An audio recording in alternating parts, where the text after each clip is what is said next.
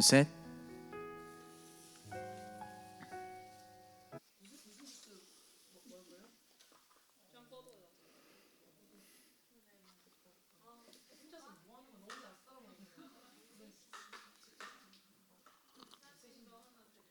하나 여기 있긴 있어.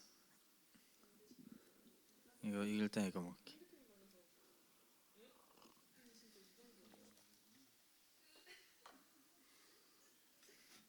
당연히 약한 척해 왜? 어떤 주스로 드릴까요? 포도 주스로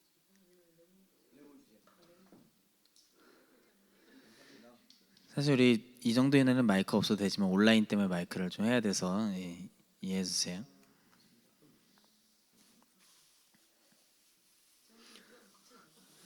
어떻게 한 주 동안 잘 지냈나요? 오늘 어르신 무료 독감이 시작돼서 바빴겠네. 다 독감 어디서 맞아요? 진짜? 아, 너 병원에서 일어나? 어디 병원? 호흡병. 내 친구 호흡병인데? 아니진 않아? 환자로 있어?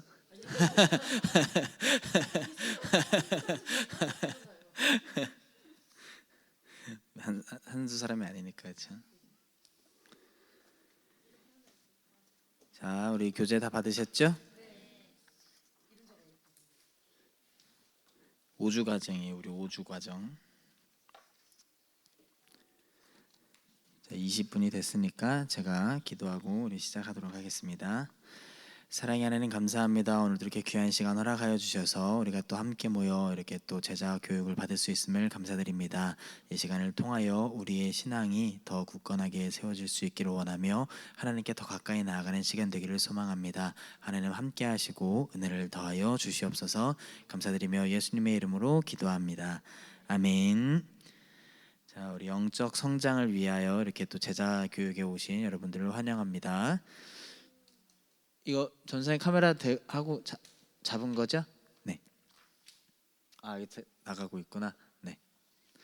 그래서 오늘 이제 첫 번째 과정인데 믿음으로 초대하시는 하나님이라는 제목으로 우리가 보게 될 거예요. 성경의 유명한 이야기 중에 하나인 탕자, 돌아온 탕자 여러분 아시나요?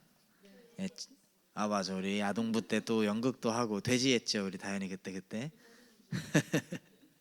네, 하여튼 그렇게 이제 유명한 이야기 중에 하나죠. 이 탕자의 비유를 중심으로 믿음이 무엇인지에 대하여 우리가 배우려고 합니다. 예수님 믿기 전에 인간이 어떤 상태였는지, 또 믿음을 구성하는 두 가지 요소는 무엇인지, 그리고 하나님이 믿는 자에게 어떤 은혜와 축복을 주시는지에 대하여 다루는 시간입니다. 그래서 이를 통해서 각자 걸어온 믿음의 여정을 돌아보고 구원의 확신을 점검하며 구원의 기쁨과 감격을 회복하는 시간이 되기를 소망합니다.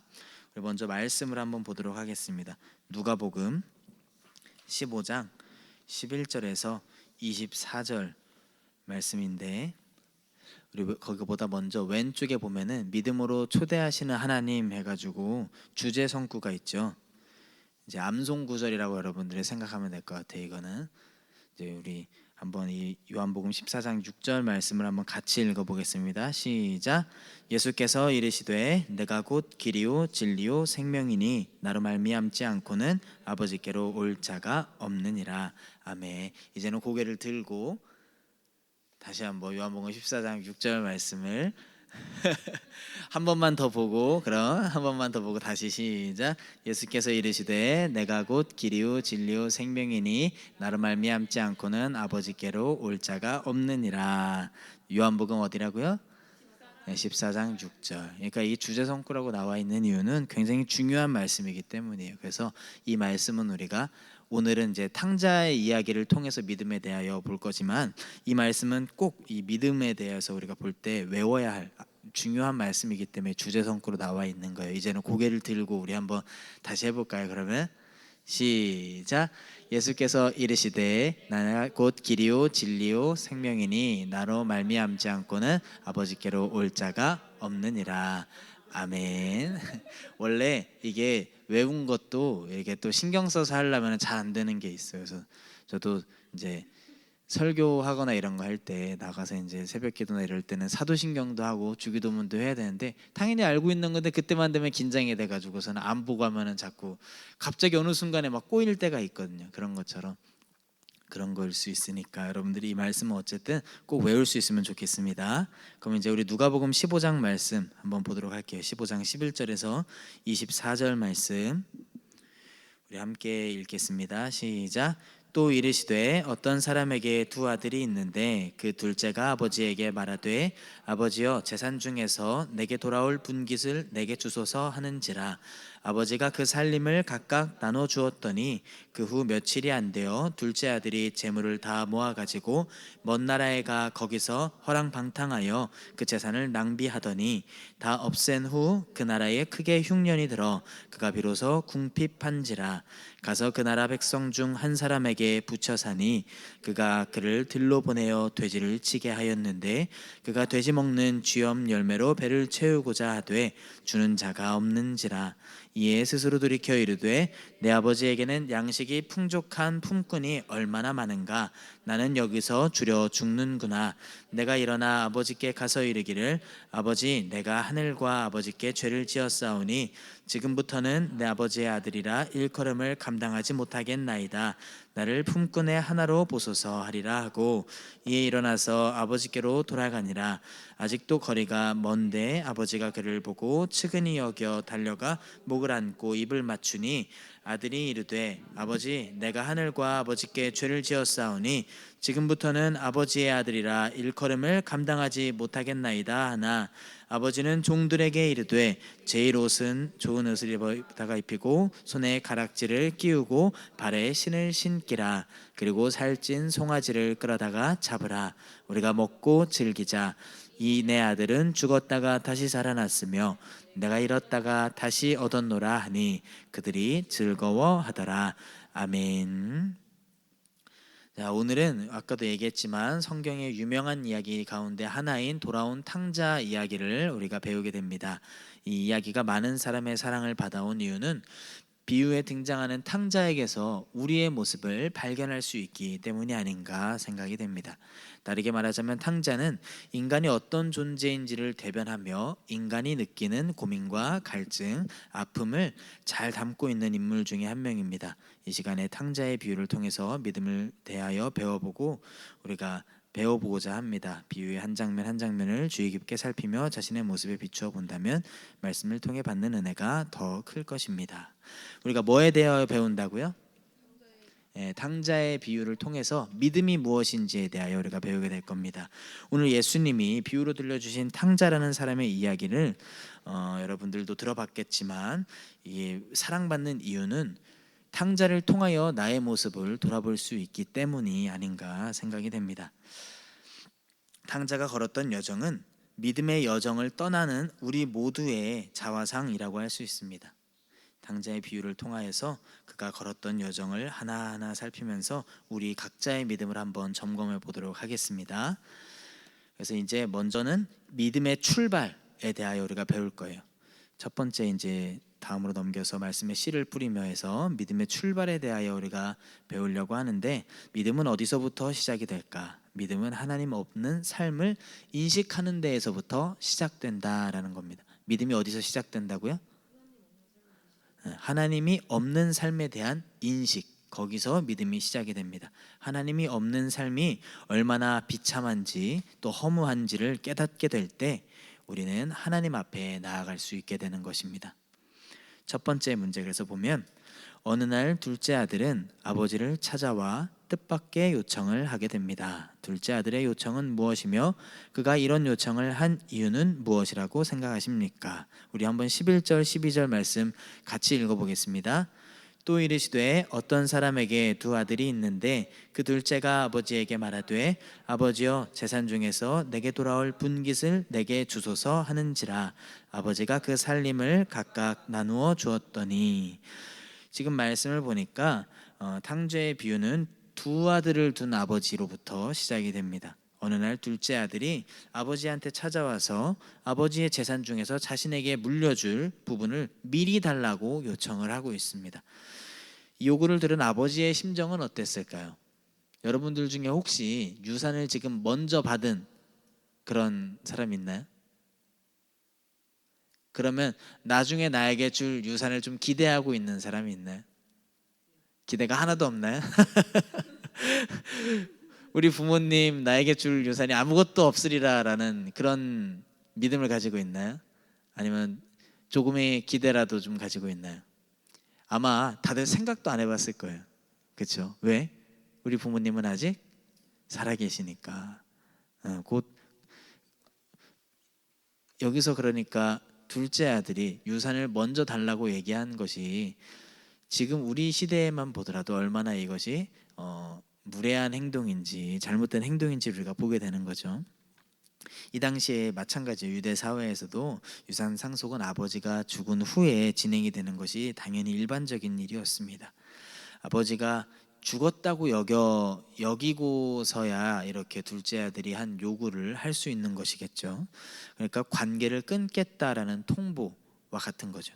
그리고 유대 사회는 명예를 굉장히 소중히 여겼어요. 물론 우리도 지금 명예가 굉장히 중요한 우리의 삶의 가치 중에 하나죠. 우리가 남들에게 부끄러운 일들을 드러내기 원치 않은 이유도 다 이런 명예에서 오는 것 아니겠습니까? 마찬가지로 유대사회도 명예를 매우 소중히 여겼는데 아들에게 이런 요구를 들었다라고 한번 생각을 해보세요. 그리고 그것대로 유산을 정말로 물려주게 되었고 그런 것들이 소문이 난다라고 한번 생각을 해보자고. 여러분들 아마 어렸을 때 부모님이 여러분들 자랑을 얼마나 많이 했는지 다들 기억할 거라 생각을 해요. 물론 지금도 여러분들을 자녀 부모님들이 이제 나가서 뭐 우리 딸이 뭐 이렇게 뭐 자랑을 많이 하시겠죠. 여러분들이 아마 명절에 뭐 좋은 선물이라도 하나 집에 사서 가져간다라면 아주 기쁜 마음으로 또 주변에 막 이 소식을 전하고 막 알리고 아마 하실 거예요. 그런데 여러분들이 기대와는 다르게 해선 안 될 그런 나쁜 일들을 여러분들이 했다라고 한번 생각을 해보자고요. 그러면 부모님들이 어떨까요?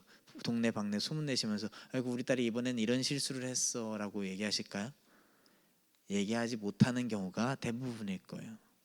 아마 이거는 이제 단순히 명예라고만 볼 수는 없겠지만 그런 것들을 우리의 부족하고 연약한 부분들을 알려진다라는 것은 어쨌든 우리의 명예가 실추되는 것이거든요. 마찬가지로 유대 사회에서도 저기 집은 둘째 아들이 아버지가 아직 죽지도 않았는데 유산을 먼저 달라 그랬대라는 소문이 퍼진다라고 생각하면은 그의 명예는 아주 땅에 떨어지는 일이 되겠죠. 그래서 아마 그리고 사실 명예 때문이 아니더라도 그런 이야기를 했다라는 것 자체가 아까 말했듯이 관계를 끊겠다라는 이제 그런 통보와 같은 배경이 있는 거기 때문에 굉장히 아버지로서는 마음이 슬플 수밖에 없는 상심이 큰 상황이겠죠. 근데 놀라운 거는 아버지의 반응이 놀라운 거죠. 여기서 아버지가 둘째 아들의 요구를 받아들여주고 재산을 나눠주었다라는 거예요. 그럼 이 재산을 물려받은 둘째 아들이 어떻게 행했을까? 우리 한번 2번 문제를 통해 보도록 하겠습니다. 2번 문제, 둘째 아들은 아버지에게 찾아와 유산을 상속해달라고 요청합니다.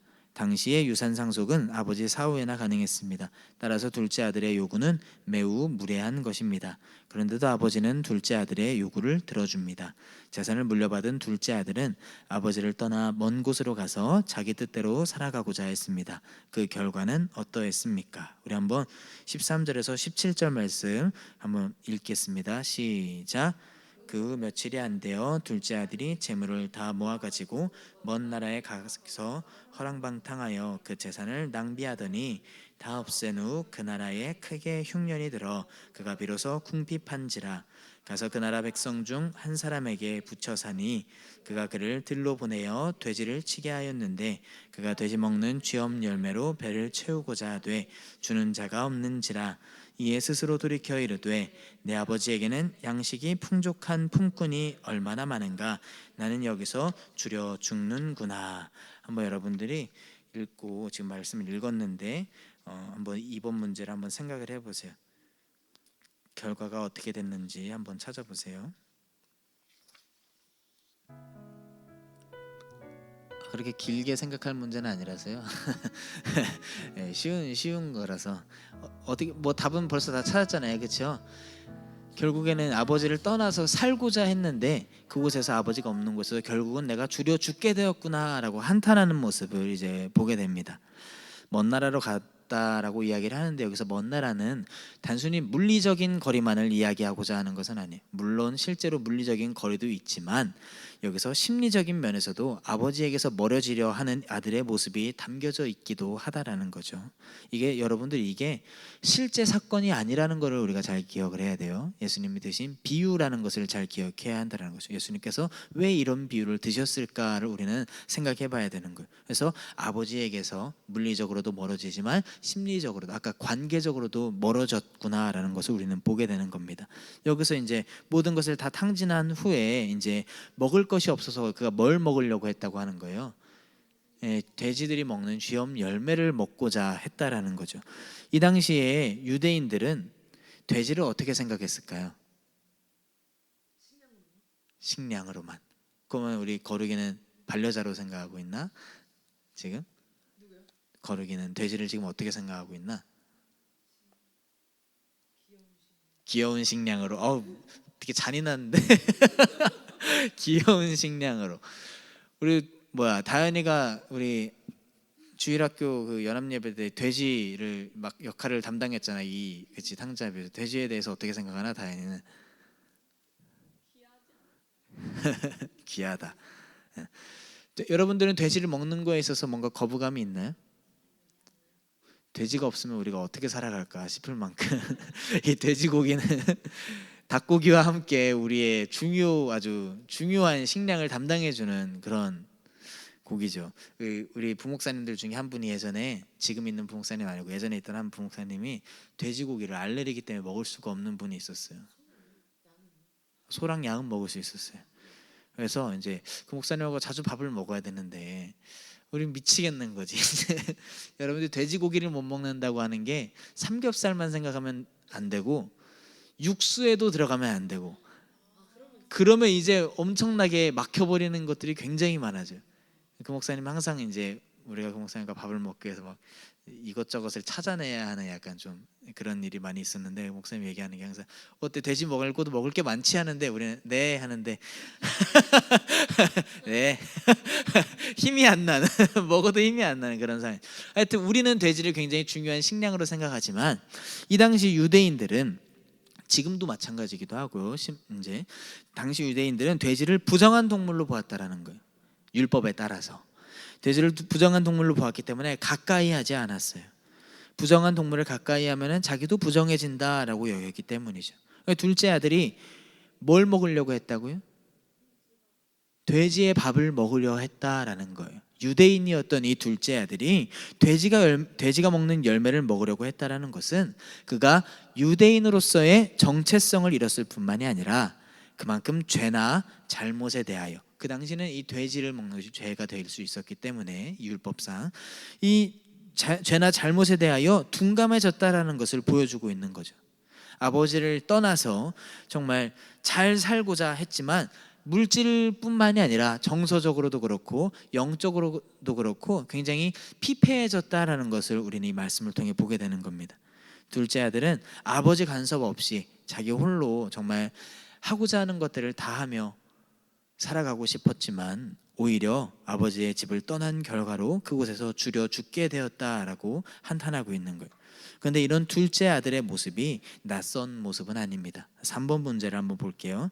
둘째 아들은 아버지 없이 마음껏 인생을 즐기며 살았지만 결국 그의 손에 남은 것은 아무것도 없었습니다. 아버지를 떠난 둘째 아들의 모습은 하나님이 없는 인생의 단면을 보여준다고 말할 수 있습니다. 당신은 하나님 없는 삶의 허무함과 비참함에 대해 느낀 적이 있습니까? 여러분들도 하나님 없는 삶의 허무함과 비참함에 대하여 느낀 적이 있는지를 한번 이번에는 좀 1분 정도 좀 더 길게 우리가 생각을 해봤으면 좋겠어요. 한번 생각을 해보세요.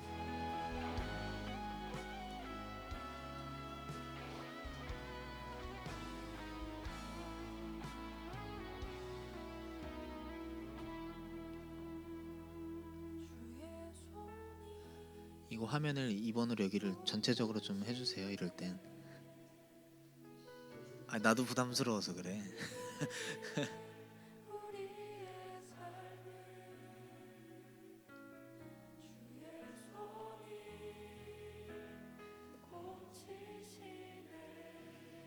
지금 생각해 보라고요. 하나님 없는 삶에 대해서.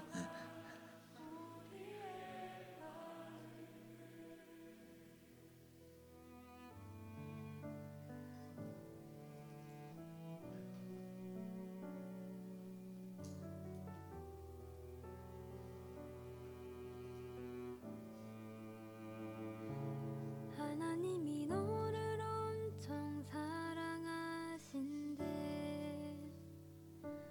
하나님이 너를 엄청 사랑하신대. 하나님이 너를 엄청 사랑해서 사람이 아닌 하나님을 바라보길 기다리신대. 하나님이 너를 엄청 사랑하신대. 살면서 하나님이 없다고 느껴졌었던 그런 때가 있으면 아마 생각해 보면 좋을 것 같아요. 하나님이 너를 엄청 사랑해서 지금 눈앞에 어둠 속에 그저 두지 않으실 거래. 하나님이 너를 엄청 사랑하신대. 하나님이 너를 엄청 사랑하신대. 하나님이 너를 엄청 사랑해서 너의 삶을 허락하시고 이 땅에 태어나게 하셨대. 한번 써봤나요?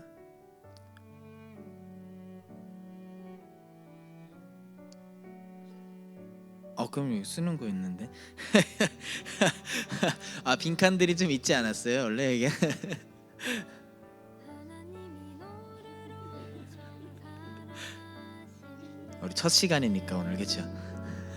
하나님이 너를 엄청 사랑하신대.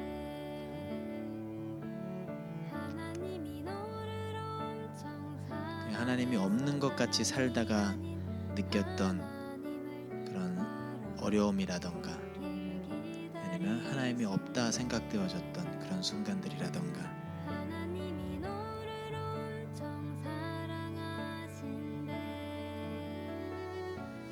하나님이 너를 엄청 사랑하신대. 하나님이 너를 엄청 사랑해서 지금 눈앞에 어둠 속에 그저 두지 않으실 거래. 하나님이 너를 엄청 사랑하신대. 하나님이 너를 엄청 사랑하신대. 하나님이 너를 엄청 사랑해서 너의 삶을 허락하시고 이 땅에 태어나게 하셨대. 하나님이 너를 엄청 사랑하신대. 하나님이 항상 너를 사랑할 거래.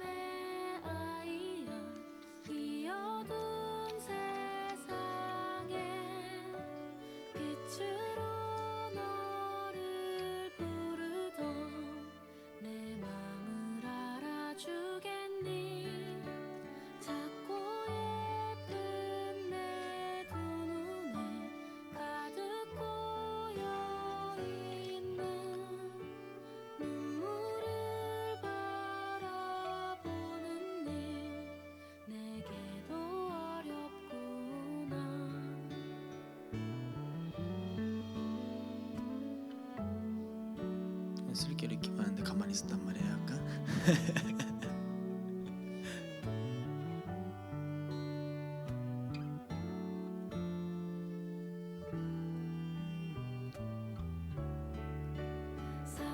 사랑하는 내 아이야 이 어두운 세상에 빛으로 너를 부르던 내 맘을 알아주겠니 작고 예쁜 내 두 눈에 가득 고여있는 눈물을 바라보는 일 내게도 어렵구나 우리 인간은 원래 하나님과 함께 살아가도록 지음 받았습니다. 근데 이제 아담과 하와 때 이제 원죄로 인해서 하나님을 떠나 살게 되었죠 우리가. 그렇게 하나님을 떠난 결과가 어땠습니까? 어떤 사람은 뭐 사람마다 다르겠죠. 어떤 사람은 이제 탕자처럼 하나님 없는 삶의 허무함과 또 그 비참함에 대해서 깨닫게 된 또 하나님께로 돌아오고자 하는 사람도 있을 테고 또 하나님 없이 또 반대로 하나님 없이 살아가는 삶에 여전히 만족하며 살아가고 있는 사람이 있기도 할 겁니다. 여러분 줄기에서 꽃을 꺾으면 어떻게 될까요? 꽃이 딱 지금 바로 꺾으면 바로 죽나요? 바로 죽지 않죠. 우리가 꽃을 선물할 때도 다 꽃다발로 만들어서 하는 것도 다 꺾여져 있는 꽃이지만 그게 한동안은 그 아름다움이 그 향기가 유지가 되죠. 그러나 곧 시간이 지나면 결국은 시들고 말라버리게 됩니다. 그렇게 되는 이유는 처음에 이제 가지고 있던 저장했던 영양분이 이제 다 소모되고 난 후에는 이제 생명이 없어지게 되는 것이기 때문이죠. 하나님이 없는 삶도 마찬가지입니다. 당장은 삶이 안락하고 동일하게 즐겁게 느껴질 수 있어요. 오히려 그동안에 하나님을 믿기 때문에 우리가 억압받았던 그런 규칙들이라던가 그런 좀 신앙적인 생활에서 벗어났기 때문에 어쩌면은 더 편해졌다라고 생각하는 경우들도 있을 수도 있겠죠. 그러나 언젠간 시들어버리는 꽃처럼 우리의 삶의 기쁨과 평안이 사라지게 된다라는 것입니다. 우리는 자유가 아무런 구속이 없는 상태라고 생각하기 쉽지만 그럴까요? 정말로 물고기가 이 물속에 머물며 물에 구속되었다고 생각을 하고 물 밖으로 나온다라면 어떻게 될까요? 물고기가 계속해서 살아갈 수 있을까요? 살아갈 수가 없겠죠. 물고기는 물속에 있어야 살아갈 수 있는 거예요. 이 참된 자유는 바른 구속 안에서 누릴 수 있는 것이 참된 자유입니다. 인간은 하나님 안에 있을 때 참된 자유와 평안을 누릴 수 있습니다. 여러분들 그래서 우리도 하나님 안에 있을 때 정말로 참된 평안을 누리며 살아갈 수 있는 거예요.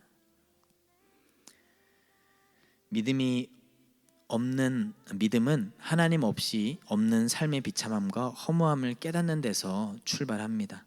하나님 없이는 아무것도 할 수 없는 존재라는 것을 우리가 인정할 때 우리는 하나님께로 돌아갈 수가 있습니다. 여러분들 하나님이 없는 삶에 대하여 어떻게 생각합니까? 하나님이 없는 삶의 비참함과 허무함에 대해서 여러분들이 실제로 느낀 것들에 대하여 기록을 해봤을 텐데 여러분들이 그것을 잘 좀 이번에 기록을 하면서 떠올렸던 그 기억을 잘 기억하고 또 마음에 새겨서 하나님 없는 삶이 아닌 하나님이 있는 삶을 살기로 소망하는 여러분들이 되기를 바랍니다. 그래서 아버지를 떠난 삶의 비참함을 깨달은 둘째 아들이 이제 어떤 결심을 하게 되는지 우리 한번 4번 문제로 넘어가 보도록 하겠습니다.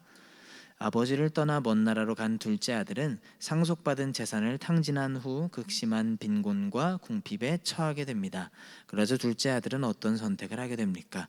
여기서 우리가 발견할 수 있는 믿음의 두 가지 요소는 무엇입니까? 우리 한번 17절부터 19절까지 한번 읽어보도록 20절까지 읽어보도록 하겠습니다. 시작.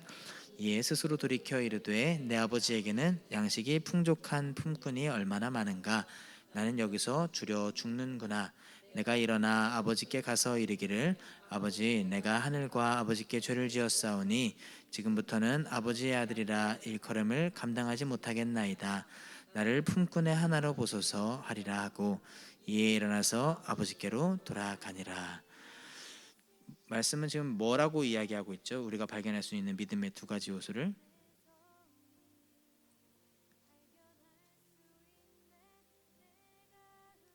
둘째 아들이 먼저는 스스로 돌이켰다라고 이야기를 하죠. 자기 잘못을 스스로 인정을 했습니다. 하늘과 아버지께 죄를 지었다라고 이야기합니다. 이 말은 우리가 범하는 잘못의 특징을 잘 드러내 줍니다. 우리가 범하는 잘못은 대상자인 인간뿐만이 아니라 하나님께 대한 것이기도 합니다. 사람에게만 잘못하는 것이 아니라 하나님께도 마찬가지라는 거예요.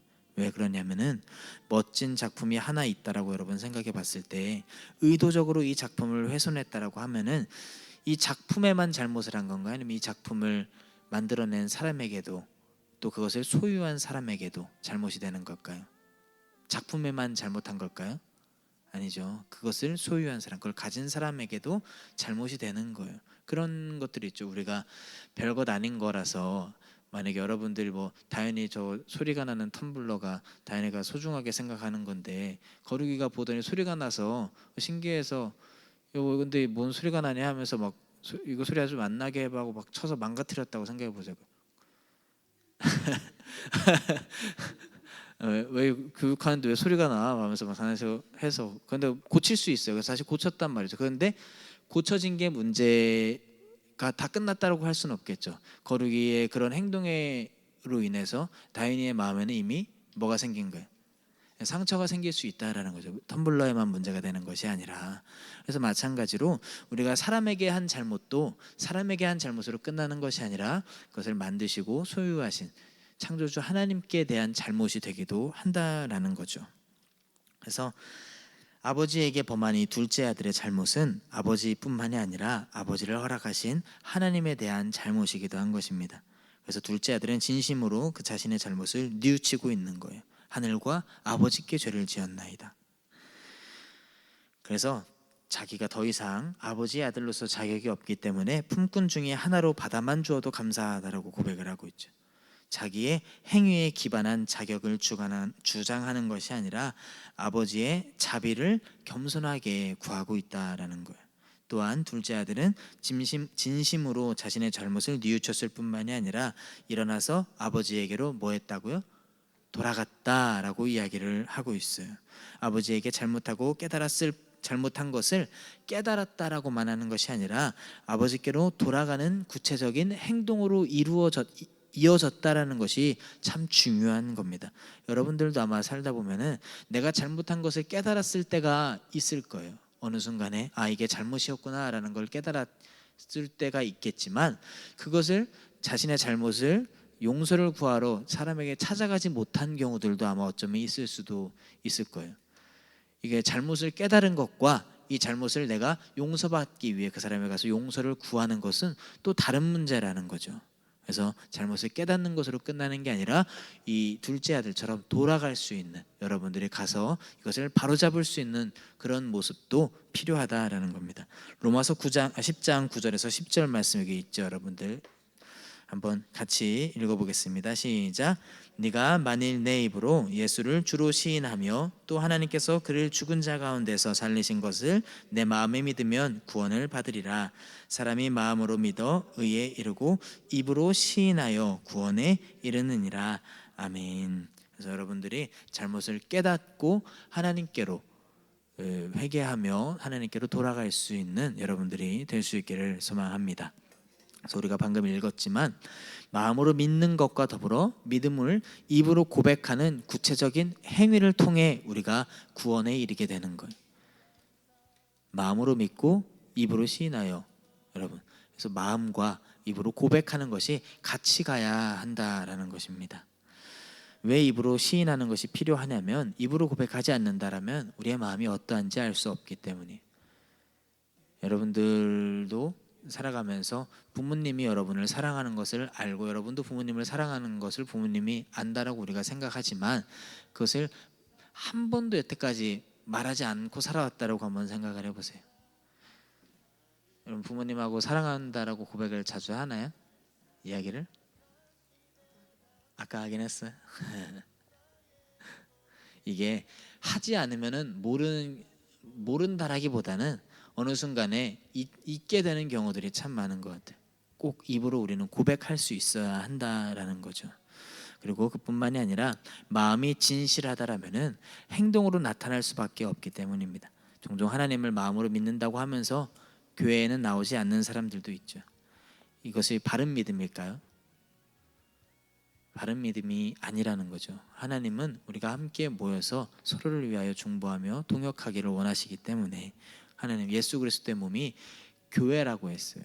교회의 머리는 예수 그리스도시고 그 몸된 공동체 우리 한 명 한 명이 교회에 함께 모여서 예수님의 그 각 지체 하나 한 지체를 감당할 수 있는 사명을 우리에게 주셨다는 것입니다. 그래서 진심으로 하나님을 믿는다면은 하나님 앞에 나오는 행동으로 나타나게 되어 있기 때문입니다.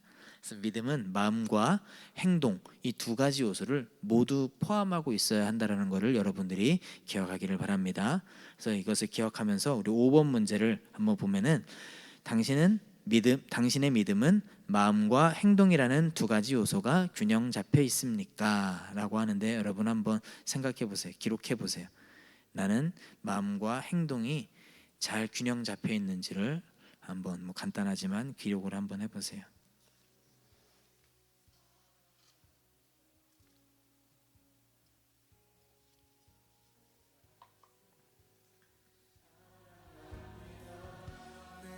균형 잡혀 있지 않다라고 한다면 나는 무엇이 더 우선되고 있었는지를 한번 또 그런 것도 좀 기록해 보면 좋을 것 같아요.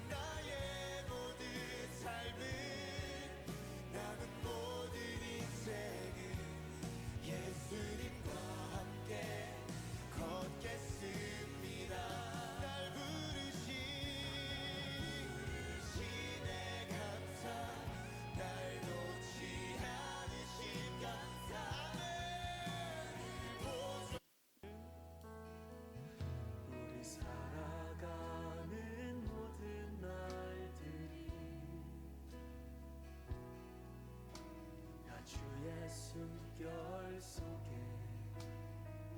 지어졌으니 이제 모두 모여 다 주를 찬양해 그는 영원토록 찬양받으시 다시 한번 고백합시다. 우리 살아가는 모든 날들이 주의 숨결 속에 지어졌으니 이제 모두 모여 다 주를 찬양해 거르기는 어때? 마음과 행동 두 가지 요소가 균형이 잘 잡혀 있는 것 같아?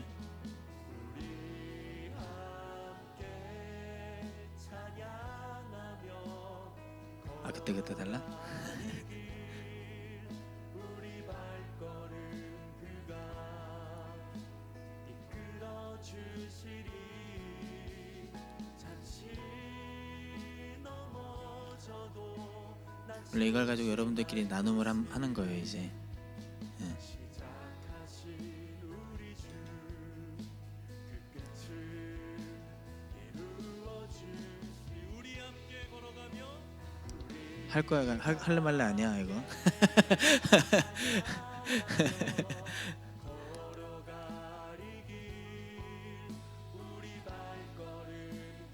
거르기는 그때마다 다르다 그랬고.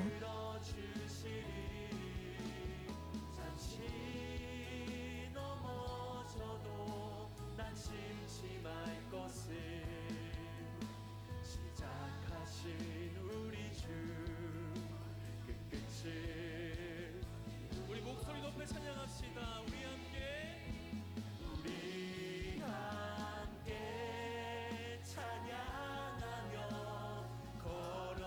주로 어느 쪽인 것 같아?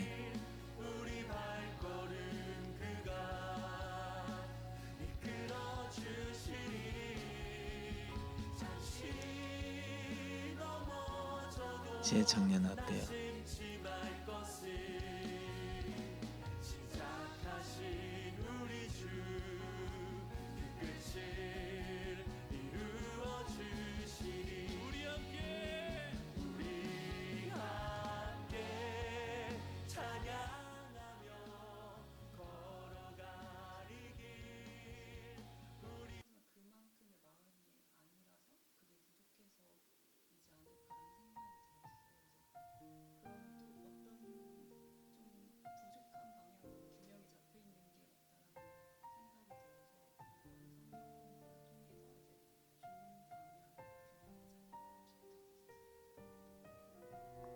다현이는?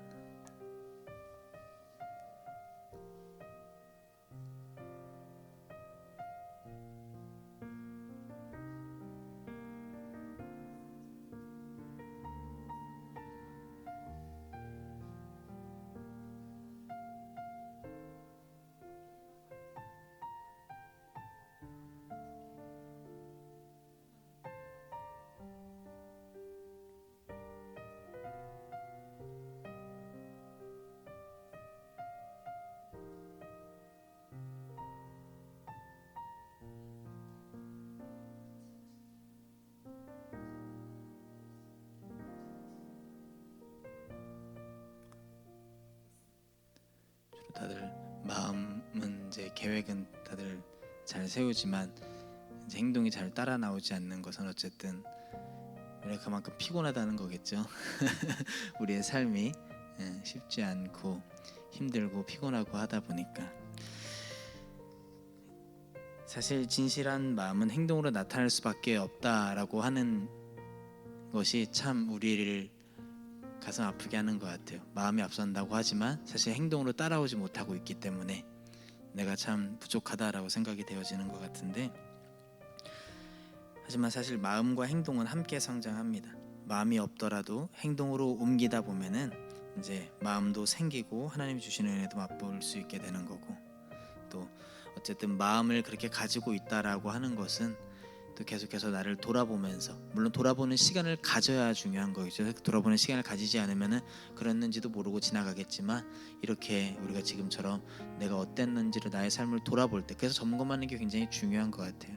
그래서 마음을 그렇게 계획하고 뭔가를 해봐야겠다라고 생각을 계속 하고 있는 사람은 내가 이렇게 하지 못했구나, 내가 부족하구나 라는 이제 마음을 계속 갖게 되겠죠. 그러면서 어쨌든 행동만 앞서는 사람들보다는 그래도 또 교만에 빠지지 않을 수 있는 또 그런 모습도 또 그것도 나쁘지 않은 모습이다라고 할 수 있겠지만, 중요한 건 우리가 내가 마음으로 계획한 것들을, 하나님 앞에 결단한 것들을 또 행동으로 실천할 수 있는 그런 균형 잡힌 신앙인이 될 때 여러분들이 삶에서 어떤 상황 가운데서도 또 지치지 않을 수 있고 또 하나님 주시는 힘을 공급받을 수 있지 않을까 생각이 됩니다. 그래서 쉽지 않겠지만 계속해서 여러분들 돌아보면서 이번 주 내 삶은 어땠나, 오늘 내 삶은 어땠나 돌아보면서 내일은 어떻게 해야지 결단하고 또 기도하며 나아가는 여러분들이 되기를 소망합니다. 그래서 저는 집으로 돌아온 둘째 아들을 아버지가 어떻게 맞아주었는지를 이제 6번 문제를 통해 보려고 합니다. 둘째 아들은 자신에게 아들의 자격이 없다라고 생각을 하고 있습니다.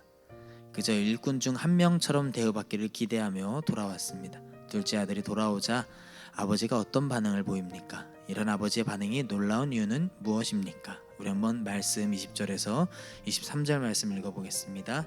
시작.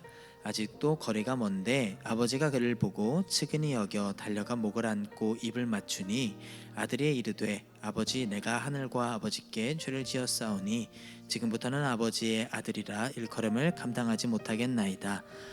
아버지는 종들에게 이르되 제일 좋은 옷을 내어다가 입히고 손에 가락지를 끼우고 발에 신을 신기라. 그리고 살찐 송아지를 끌어다가 잡으라. 우리가 먹고 즐기자. 20절에서 23절 말씀 우리가 지금 읽었는데 아버지가 어떤 반응을 보였죠? 반겼고, 먼저는 거리가 아직 멀리 떨어져 있는데도 아버지가 둘째 아들을 보았다라고 하고 있어요. 아들이 집에 쭈뼛쭈뼛 들어와서 아버지 저 왔어요 라고 하는 게 아니라 아버지가 먼저 그 아들을 보고 달려가는 거죠. 그러니까 그 말은 오늘 운 좋게 아버지가 오늘 왠지 아들이 올 것 같은데 라는 마음으로 딱 서 있다가 운 좋게 얻어 걸린 걸까요? 그게 아니라 아버지는 항상 아들이 오기를 기다리고 있었다라는 것을 우리가 보게 되는 거죠. 그러니까 그 멀리 떨어진 거리에서도 아들을 알아보고 그렇게 맞이할 수 있었던 것입니다. 아버지를 만난 아들은 자신이 하늘과 아버지에게 죄를 지어 아버지의 아들을 감당하지 못하겠다라고 이야기합니다. 아들은 자신이 얼마나 큰 잘못을 했는지를 이제는 깨달았어요. 자신은 아들의 자격을 잃었음도 이제 알고 있습니다. 실제로 당시에는 이런 죄를 범한 아들은 마을 공동체에 들어갈 수가 없고 마을 밖에서 거주하며 품꾼으로 일할 수 있었다라고 하기도 합니다. 그러니까 아들의 이런 말을 들은 아버지의 심정이 어땠을까? 물론 정말 비정한 아버지라고 한다면 그게 당연하지. 네가 어떻게 그렇게 해놓고서 내 아들로 살아갈 수 있겠어? 아들보다 재물을 더 사랑하는 아버지였다라면은 그런 일이 있을 수 있겠죠. 실제로 우리 삶 속에서도 그런 일들이 우리 사회에서도 실제로 일어나고 있기도 하잖아요. 그렇죠? 만약에 그랬다면 그럴 수 있었겠지만 오늘 이 성경에 나오는 예수님께서 비유로서 이 복음 구원에 대하여 설명해 주시고자 예수님께서 직접 드신 이 비유에서 나오는 아버지는 그러지 않다라는 거예요. 아버지는 아들을 보고 아버지라 부르지 못하겠다라고 하는 아들을 보고 슬퍼합니다. 아버지는 이 아들의 말을 듣고 아들에게 제일 좋은 옷을 입히고 손에 가락지를 끼우고 발에 신을 신기라고 명령을 합니다. 아들의 자격을 회복시켜 주겠다라는 거죠. 은혜로운 아버지는 아들이 잘못을 저질렀지만 회개하고 자신에게 돌아오자 다시 아들로 받아준 겁니다. 그 아들이 이제 자기는 안 된다라고 생각하고 할 때 아버지가 직접 이렇게 다 행해 주시면서 민망하지 않도록 그 자격을 회복시켜 주시는 거예요. 그리고 나아가서는 살찐 송아지도 잡아서 함께 먹고 즐기자고 이야기를 합니다. 그러니까 아버지만 그래 내가 너를 다시 아들로 삼아줄게 하고 그것으로 끝났다면은 아들은 그렇게 다시 아들로 살아가면서도 주변의 눈치를 많이 보게 됐겠죠. 사람들은 어떤 일이 있었는지를 모르니까 저 뭐야 저 파렴치한 애가 저기 돌아왔네 라고 막 사람들이 이야기할 수 있을 텐데 아버지는 그런 일이 없도록 아예 잔치를 벌이면서 모든 사람에게 이 나를 떠나갔던 이 파렴치한 아들이지만 다시 나의 아들로서 내가 자기를 회복해 주었다라는 이것을 공표하는 것, 선언하는 거죠. 모든 사람에게 보게 하는 겁니다. 그리고 함께 먹고 마시며 지내는데 어려움이 없도록 이제 이렇게 하는 거예요. 그래서 아마 많은 사람들이 탕자의 이야기를 좋아하는 이유가 여기에 있지 않을까 생각이 되는 것은 우리도 하나님을 떠나 살아가는 죄인이었지만 하나님께서 우리를 다 회복시켜 주셨기 때문에 하나님의 자녀로서 우리의 권한을 회복시켜 주셨기 때문에 우리가 이 탕자의 이야기를 통해 나의 용서받은 그런 삶을 경험하며 우리 하나님 사랑을 경험하며 이 이야기를 좋아하게 되는 것이 아닐까 생각이 됩니다. 여러분들 공공의 적이라는 영화 혹시 봤나요? 들어보기만 했나요? 공공의 적? 다들 못 봤어요? 여자들만 있어가지고 다들 안 보는구만. 강철중 막 이거 행사 몰라요? 설경구 옛날에 했던? 맞아요. 나중에 시리즈로도 여러 번 나온 그런 영화에 보면은 이제 범죄 영화 아무래도 여자들이 이제 범죄 영화를 잘 안 보니까 근데 어떤 내용이 있냐면은 이 영화에 악당들이 등장하는데 이 악당이 보험금을 타기 위해 자기 엄마를 죽여요. 근데 이 과정에서 악당의 손톱이 그 아들이죠. 아들의 손톱이 깨져서 바닥에 떨어집니다. 근데 이 부모님 엄마가 어떤 선택을 했을까요? 죽어가면서 이 손톱이 여기 깨져 있는 것이 들키면은 경찰한테 보여지게 되면은 아들이 이게 밝혀질 수도 있으니까 그거를 삼켜요. 나중에 조사하는 과정에서 이 목 안에서 발견이 되는 거예요. 그러면서 이제 아들을 잡게 되는데 이게 엄마의 사랑이라는 거죠. 그러니까 자기를 그렇게 해하는 아들임에도 불구하고 사랑으로 그것을 숨겨주기 위해서, 감춰주기 위해서. 마찬가지로 우리 부모님도, 여러분의 부모님도 여러분을 그렇게 사랑하실 거고, 하나님께서도 그렇게 우리를 사랑하셔서 예수님을 보내주셨다라는 거예요. 그리고 십자가를 통하여 우리의 죄를 대속하여 주셨다라는 거죠. 그것이 바로 오늘 이 탕자의 이야기가 그런 이 복음을 담고 있는 거예요. 이 비유에 등장하는 아버지처럼 하나님도 자신에게 돌아오는 사람들을 맞아주십니다. 어떻게 맞아주시느냐? 7번 보니까 자격 없는 자에게 값없이 주어지는 것을 은혜라고 부른다라는 거예요. 집으로 돌아온 둘째 아들을 맞이하는 아버지처럼 하나님은 회개하고 돌아오는 사람들을 기쁘게 맞아주십니다. 하나님이 회개하고 돌아오는 사람들에게 주시겠다 약속하신 것들은 무엇인지 다음 성경 구절을 통해 한번 확인해 보도록 하겠습니다. 요한복음 3장 16절 말씀 같이 읽겠습니다. 하나님이 세상을 이처럼 사랑하사 독생자를 주셨으니 이는 그를 믿는 자마다 멸망하지 않고 영생을 얻게 하려 하심이라. 아멘. 말씀이 무엇이라고 얘기하고 있나요?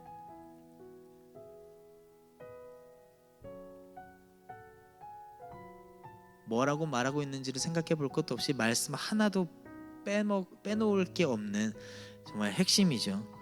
하나님이 세상을, 여기서 말하는 세상은 우리 모두를 말하는 거죠. 이처럼 사랑해서 독생자를 주셨고, 그것을 주신 이유, 독생자를 주신 이유는 무엇이냐? 이것을 믿는 모든 사람들이 멸망하지 않고 영생을 얻게 하기 위해서. 원래부터 사람은 하나님이 지으셨을 때 하나님의 형상대로 지어서 영생을 누리며 살아가야 했지만 죄로 인하여 이렇게 죽게 되었는데 그것을 다시 회복시켜 주시겠다라는 말씀인 거죠. 그러니까. 그리고 요한복음 1장 12절 말씀에서도 영접하는 자, 곧 그 이름을 믿는 자들에게는 하나님의 자녀가 되는 권세를 주셨으니, 그러니까 믿는 자들에게는, 이 복음을 믿는 자들에게는 누구라도 상관없이 자녀가 되는 하나님의 자녀의 다시금 회복시켜 주겠다라는 거죠. 둘째 아들을 회복시켜 줬던 것처럼. 그래서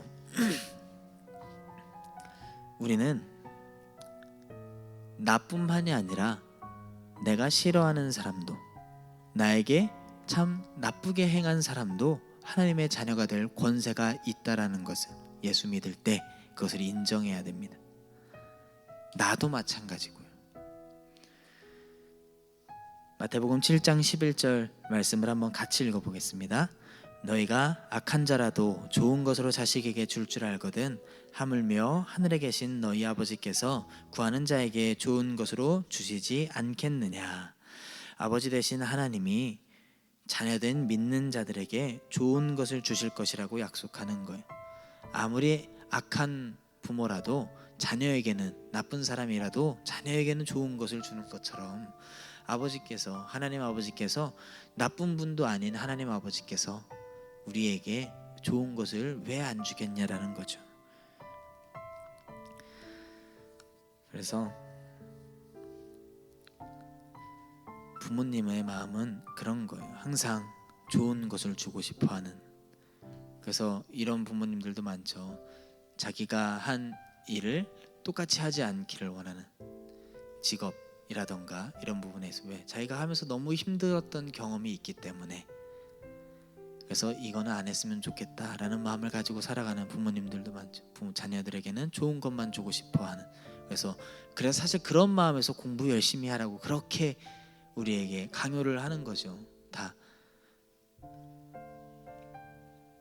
그런 이제 과정 가운데 갈등도 생기고 하고 하는 것이지만, 어쨌든 부모님의 마음은 우리에게 항상 좋은 것을 주고 싶어하는 마음이다.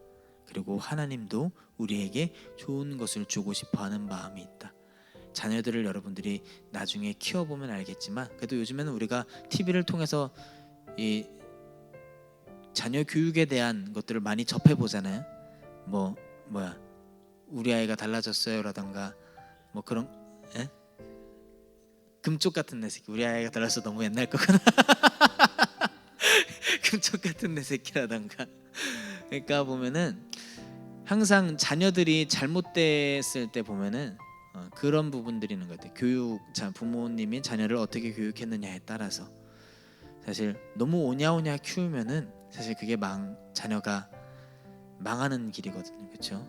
때로는 시련도 겪고 이겨낼 줄도 알아야 하는 것처럼 하나님께서도 우리에게 좋은 것만 주고 싶으시지만 우리에게 필요한 시련이 있기 때문에 때로는 그런 시련 가운데 두시기도 한다라는 거예요. 아까도 우리가 잠깐 생각해보고 기록해봤지만 하나님 없는 삶의 비참함을 깨달은 사람이 하나님께로 나올 수 있다라고 얘기했어요. 이 구원의 과정에서는 그래서 꼭 이야기하는 것이 무엇이냐? 내가 죄인임을 깨달아야 한다라는 거예요. 그것이 은혜입니다. 내가 죄인임을 깨달은다라는 것이 은혜예요. 그것을 우리 구원의 과정에서 어떻게 이야기하냐면은 선행하시는 은혜라고 이야기하는 거예요. 선행학습 알죠? 먼저 공부하는 그런, 그러니까 먼저 행하는, 그러니까 내가 죄인인 것을 깨닫기 전에 우리에게 선행하시는 은혜로 주시는 것이 세상 말로는 양심이라고 하는 거예요. 내가 뭔가 행동을, 나쁜 일을 할 때 마음에 거리낌이 있잖아요, 그렇죠? 그것을 우리는 양심이라고 이야기하는데 그것이 하나님께서 우리에게 주신 마음이라는 거예요. 선행하시는 은혜다. 아, 이렇게 하면 안 돼. 내가 이렇게 살아가면 안 될 것 같은데 내가 죄인임을 깨닫게 하시는 것이 바로 그게 은혜라는 것입니다. 그것을 깨달은 사람이 하나님 앞으로 나올 수가 있기 때문이에요. 그래서 아버지 되시는 하나님이 주시는 은혜를 우리가 맛보기 위해 필요한 것이 있는데 8번입니다. 아버지가 주는 은혜를 맛보기 위해서 둘째 아들은 아버지의 집으로 돌아가야만 했습니다. 우리도 하나님이 주시는 은혜를 맛보기 위해서는 하나님께로 돌아가야 합니다. 그렇다면 어떻게 하나님께 돌아갈 수 있을까요? 요한복음 14장 6절 말씀 함께 읽겠습니다. 예수께서 이르시되 내가 곧 길이요 진리요 생명이니 나로 말미암지 않고는 아버지께로 올 자가 없느니라. 로마서도 읽어보겠습니다. 예수는 우리가 범죄한 것 때문에 내줌이 되고 또한 우리를 의롭다 하시기 위하여 살아나셨느니라. 아멘. 예수님은 자신을 길이요 진리요 생명이라고 말씀하십니다. 그리고 예수님 말고는 아버지께로 갈 수 있는 길이 없다라고 분명히 이야기하십니다. 그래서 우리는 예수님만으로 구원받을 수 있는 거예요. 그래서 우리가 기도할 때에도 예수님의 이름으로 기도하는 거고, 그래서 오직 예수님만이 우리의 길이다. 예수님을 믿는 믿음으로만 우리는 구원받을 수 있다. 로마서 4장 25절에서도 예수님이 우리가 범죄한 것 때문에 내줌이 되고 우리를 의롭다 하시기 위하여 살아나셨느니라. 죽었다가 살아나셨기 때문에 죄를 이기게 된 것입니다. 그래서 죽음과 부활에 대한 설명을 해주고 있는데 예수님이 십자가에 죽으신 것도 나의 죄값을 대신 치르기 위하여 죽었다라는 거죠. 오랫동안 이 밤에 자다가 갑자기 누군가 불을 켜면 어때요, 여러분? 바로 눈을 딱 뜨고 바로 일상에 적응합니까? 아니면 막 눈부셔서 막 그렇게 하잖아요, 그렇죠? 그런 것처럼 오랫동안 죄 가운데 살아가던 인간이 하나님 앞에 그렇게 나아갈 수가 없어요. 예수 그리스도를 통하여서만 하나님 앞에 나아갈 수가 있는 것입니다. 여러분은 어떻습니까? 여러분들이 받은 사랑이 얼마나 값지고 놀라운 것인지를 깨닫고 살아가고 있습니까?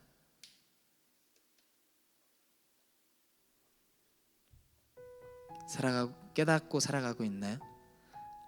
아니면 그저 우리가 성경에서 그냥 읽고 있는 하나의 이론처럼 그렇게 그냥 성경 구절의 하나로서 그냥 읽고 살아가고 있나요?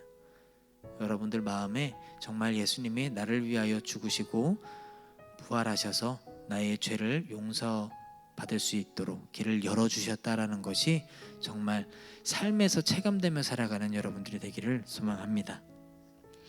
9번 문제입니다. 집으로 돌아온 둘째 아들을 본 아버지는 기뻐하고 즐거워하며 온갖 좋은 것들로 아들을 맞이합니다. 이런 아버지의 모습을 본 둘째 아들은 어떤 심정이었을지를 생각해 보십시오. 당신도 믿는 순간 자녀로 삼아주신 하나님의 은혜와 감격과 감사가 있습니까? 우리 24절 말씀 같이 읽겠습니다. 이 내 아들은 죽었다가 다시 살아났으며 내가 잃었다가 다시 얻었노라 하니 그들이 즐거워하더라. 아멘. 우리 가운데에 하나님의 자녀가 되었다는 은혜로 인한 감격과 감사가 넘치는 사람도 있겠지만 그렇지 않은 사람도 있을 수 있습니다. 그렇다면 왜 이런 감격과 감사가 없는 것일까? 여러 이유가 있겠지만 중요한 이유는 무지 때문입니다. 우리가 받은 사랑이 얼마나 큰지, 하나님의 자녀가 되었다라는 것이 얼마나 놀라운 특권인지 모르기 때문에 감사와 감격이 없을 수 있어요. 둘째 아들은 아버지가 자신을 아들로서 맞아주었을 때 얼마나 기뻐했겠습니까? 성경은 그들이 즐거워했다라고 말합니다. 자신의 얼마나 큰 잘못을 저질렀는지 알고 있었기 때문에, 아들의 자격이 없음을 철저히 알고 있는 사람이었기 때문에 그것이 기쁠 수밖에 없는 거죠. 오늘 우리가 이과를 배운 이유도 이러한 이유 때문입니다. 우리 중에는 오늘 우리가 배운 내용에 대하여 이미 알고 있다라고 생각하는 사람들도 있을 것입니다. 그러나 진짜로 안다라면은 우리 삶에 감격과 감사가 넘쳐야 정상인 거죠. 만약에 내 삶에 감사와 감격이 없다면 우리는 알지 못하고 있는 것입니다. 아니면 한때는 알았더라도 지금은 무뎌졌고 잊어버렸다라고 이야기할 수 있는 거예요. 그렇잖아요, 여러분. 핸드폰을 새로 사면은 얼마나 기쁩니까? 굉장히 기쁘잖아요, 한동안. 그러나 어느 순간에 잊혀지고 그 기쁨이 사라져 버리잖아요. 나중에 핸드폰 떨어지면 떨어지는 거다 하고서 막 핸드폰 바꿔야지 안 깨졌네 막 이런 식으로도 막 하고 하잖아요. 애지중지 막 케이스를 끼우다가 나중에는 이제는 케이스도 빼고 그냥 막 쓰고 무뎌질 수도 있다라는 거예요. 그래서 여러분들이 그 감격과 감사를 다시 회복하는, 아니면 이번에 깨닫는 그런 시간이 되기를 소망합니다. 그래서 이제 마지막인데, 삶의 열매를 거두며, 우리 한번 이거 같이 읽어볼까요? 둘째 아들은, 거기 시작. 둘째 아들은 긴 여정을 마치고 집으로 돌아왔습니다. 믿음이란 둘째 아들이 걸어온 여정과도 같습니다. 당신은 지금 믿음의 여정 가운데 어디에 서 있다고 생각하십니까? 아버지 집을 떠나 먼 나라로 떠나고 있습니까? 먼 나라에서 세월을 보내고 있습니까? 아버지 집으로 돌아가려고 준비하고 있습니까? 아니면 집에 돌아와 아버지와 함께 기뻐하며 즐거워하고 있습니까? 여러분들의 영적인 현 주소가 어디인지를 한번 점검해 보세요. 먼 나라로 떠나고 있는지, 아니면 그곳에서 세월을 보내고 있는지, 아니면 다시 그런 과정 가운데 지나가고 이제 깨달아서 아버지 집으로 돌아가려고 준비하고 있는지, 아니면 아버지 집에 돌아와서 기뻐하며 즐거워하며 감사와 감격을 누리고 있는지를 한번 여러분들이 스스로 생각해 보면 좋을 것 같습니다. 그래서 이제 이 뒷장 페이지들을 보면은 우리가 영적 성장 플러스 해서 첫째 날, 둘째 날, 셋째 날, 넷째 날, 다섯째 날까지 있어요. 이게 이제 우리가 매일매일 여러분들이 해야 할 숙제, 과제입니다. 그러나 이제 숙제라고 생각하기보다 우리가 아까도 이야기했지만 점검해 보지 않으면은 내가 깨달을 자꾸 잊게 되는 것처럼 일주일 동안에 5번이니까 이틀 정도는 내가 놓치더라도 충분히 할 수 있는, 그렇죠? 뭐 여러분들이 날짜는 뭐 알아서 뭐 어려운 사람이 있을 수도 있으니까 뭐 언제부터 뭐 예를 들면 뭐 목금토일 월 이렇게 해라 막 이렇게 정하지 않고 여러분들이 할 수 있는 날로 하되, 중요한 거는 절대로 하루에 2개 막 나중에 몰아서 하는 건 안 돼요. 네, 그거는 우리의 취지와 어긋나는 거기 때문에 꼭 하루에 하나를 해서 내가 5일을 꼭 해내보겠다라는 마음을 했으면 좋겠어요. 그래서 하고 나서 이것을 하면은 밑에 보면 이제 질문이 있어요. think, 생각 이런 게 있어요. 첫 번째 날은 보면 톨스토이의 고백에서 무엇을 느끼는가, 인생의 참된 안식과 기쁨을 어디서 발견할 수 있다고 생각하는지 점검해보라라고 이제 질문을 던지는데, 꼭 이거를 하고 그날 이거를 공유하는 거예요. 여러분들이 뭐 사진을 찍어서 올려주면 될 것 같아요. 여기다 이렇게 기록하고 나서, 그래서 내가 이걸 이번에 했다. 그래서 이것을 여러분들을 억압하기 위한 게 아니라 여러분들이 스스로 성장하는 데 도움이 되기 위해서 우리가 5주 동안 이렇게 습관을 들이며 이제 하는 거니까 그런 마음으로 한번 잘 해봤으면 좋겠습니다. 새벽에 해서 뭐 하고 보내는 건 뭐 낮에 보내도 되잖아. 나는 새벽에 보내도 뭐 몰라서 상관없는데 그게 또 그 소리에 또 깨는. 근데 알림을 여러분들이 끄면 되긴 하는데 그래도 어쨌든 새벽에 보내기보다는 우리 다현이처럼 예약 문자도 있고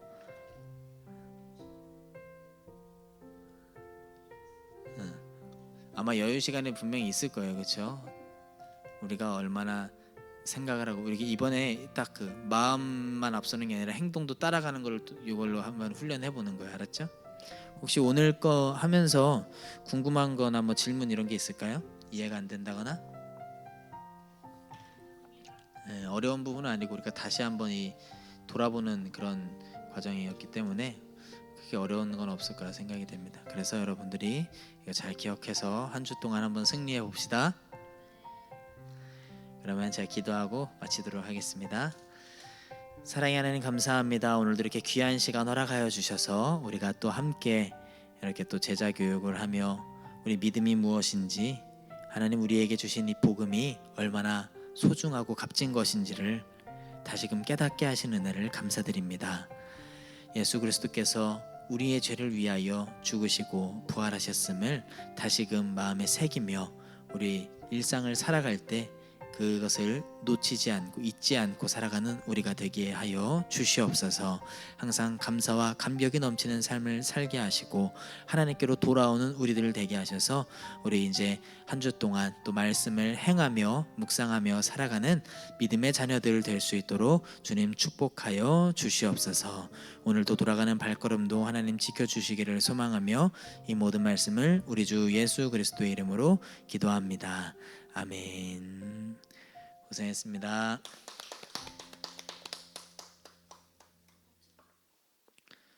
이거 아무 하나도 안 먹었네. 좀 먹죠, 여러분.